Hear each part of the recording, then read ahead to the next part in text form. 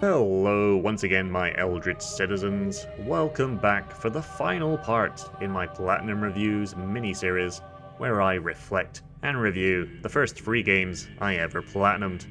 This time it is from Software's 2015 action RPG Bloodborne, where players take on the role of a hunter, some say hunter, and take to the streets of Yharnam to kill the beasties that are running amok. Things are not all that they may seem, however, and a Lovecraftian tale unfolds over the course of one night, involving an ancient civilization, powerful eldritch beings, and old blood. Once again, timestamps are in the description should you wish to skip something. Now let us don our hunter garb, choose our favourite trick weapon, and hunt down the... Whatever happens, you may think it all a mere bad dream. While not the oldest of the 3 games I've reviewed, it is still about a decade old, but the art style of the game does so much that you will stop in awe at how beautiful, in a Lovecraftian Stoker-esque way, Bloodborne is. Stop for too long and sure, you will notice the rough edges, but you certainly won't notice them while you're running around the game's various locations and battling its wide variety of beasts and... whatever these are. And these... You know what, some of these beasts are disgusting and terrifying in equal measure. The Gothic city of Yharnam stands out as one of my favourite locations in a video game, and its towering Gothic structures and unsettling sounds make for an incredible introduction to this world, which goes through several changes throughout your journey, as time passes and sunset gives way to horrific nights, and eventually, should you survive, dawn. Maybe. The soundtrack of this game is, of course, suitably haunting and dark, but also contains epic choral moments, particularly in its boss themes, that can elevate those battles to terrifying heights. The atmosphere of this game is something special, with the sounds of Yharnam and its surrounding areas giving off a suitably creepy vibe. The voice acting is pretty sparse, but it is good, with a very British sounding cast of characters. Many of the townsfolk aren't too happy to see an outsider though, so it's kind of like parts of England in 2024. I don't reckon you're from round here. Well, stuck outside on a night of the hunt. Oh, you poor, poor thing. Overall though, the sound and art design of the game is solid, and will leave you wanting to know more about what has happened in this unfortunate city. But what about the... You will hunt beasts, and I will be here for you, to embolden your sickly spirit. If you're familiar with the Dark Souls games, then you'll recognize many similar elements from there. You start by making your contract and creating a hunter. There are various stats, which are initially set by choosing an origin for your character. When that is done, you awake in a rather disheveled clinic, and your hunt begins. But something is clearly missing. You have no weapon. Armed with only your fists, you will eventually find your way to the hunter's dream. Somehow.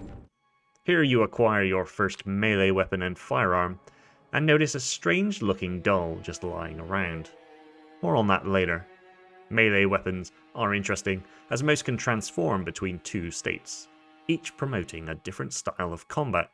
One is normally a faster, but less damaging attack with limited range, and the other often deals heavier damage with more range, but much slower. You can also charge up an attack for more damage, though it will leave you vulnerable. You'll find your hunter is actually quite agile, and you have plenty of mobility when fighting to get out of the way of an attack. If you keep an eye on your stamina bar, that is. Just remember to keep on... Firearms are interesting as they allow you to stun an enemy with a well-timed shot that interrupts their attack. While in a stun state, you can land a visceral attack, causing a large amount of damage in a single hit. You can also stun by landing a charged melee attack from behind. Word of warning though, some enemies cannot be stunned, or are stunned in an unconventional manner. It is also possible for you to be stunned, so beware, good hunter. Killing an enemy will gift you blood echoes, this game's souls, which essentially act as both your currency and experience points. Die to an enemy, however, and you will drop all the echoes you had acquired up until that point. So my advice to you is, don't die. You don't say! You'll use these blood echoes to buy items, weapons, gear, and to level up your character. Remember the doll I mentioned?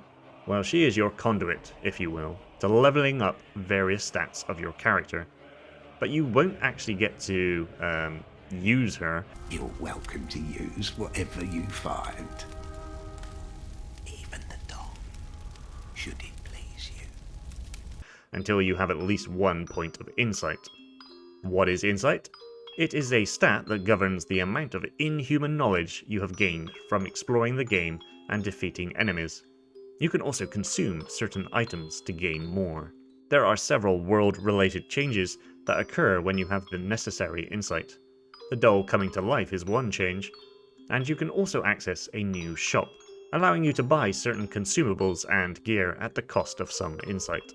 Other changes range from enemies getting buffed to being able to hear an unsettling baby's cry. It's how, oh, the baby. Phew, there are many things to learn in this game, and I haven't covered blood gems, runes, weapon upgrades, weapon durability, multiplayer, and the excellent level design, where everything is connected. Well, almost everything. And while the night may be long, our time is short. On to the... Cos. Or some say cosm. Do you hear our prayers? So what are we looking at in terms of trophies? Well, there's the Commodore Garden trophy for each of the game's endings, as well as defeating all the bosses. That includes those bosses necessary to progress the story of the game, and all the optional bosses too. There's no escaping it, I'm afraid. You must hunt down and defeat all the bosses in the game. Enjoy! The good news is, these make up a good chunk of the trophies in the game, and you will gain a number of other trophies in the process of finding and beating them. These include free chalices used in rituals to access the chalice dungeons, a completely separate area of the game, with various levels to explore and new enemies to hunt, as well as trophies for accessing certain locations. There are then trophies for acquiring all hunter weapons and special hunter tools, and for some special items. It definitely feels like the majority of these trophies are there to encourage you to explore the world of Bloodborne, and I am totally here for that. The only trophy that I felt was a grind was for the boss at the bottom of the Chalice dungeons. These areas are probably the worst thing about the game, in all honesty. You have to explore many uninspiring levels, many of which look similar and don't feel as well designed as the main areas of the game. But in order to access each dungeon, you have to collect chalices and other items, which can take a bit of time. Add to that, one of these dungeons has you exploring and fighting at half health. PSN Profiles has this at a 7 out of 10 for difficulty, and although it says Platinum can be achieved in a single playthrough, there is a weapon that you can only buy after beating the game, which gets you the necessary Hunter's Badge for you to buy it. I did a little research before writing this, and you might also be able to acquire it in the Chalice dungeons. I haven't looked too deeply into that, however. With all that said, I would give Bloodborne 5 out of 5 pale blood moons for platinuming. This is simply one of the greatest gaming experiences you can have, and writing this review has made me want to go and platinum its DLC, The Old Hunters. Who knows, perhaps I will do a platinum review for that in the future. That being said, expect more of these kinds of reviews, though not necessarily games I've platinumed, but certainly those I have completed. For now, farewell good hunter, may you find your worth in the waking world. Before we end the video, can all my fellow hunters join hands with me and say, most sincerely, screw the defiled Chalice dungeons. They suck.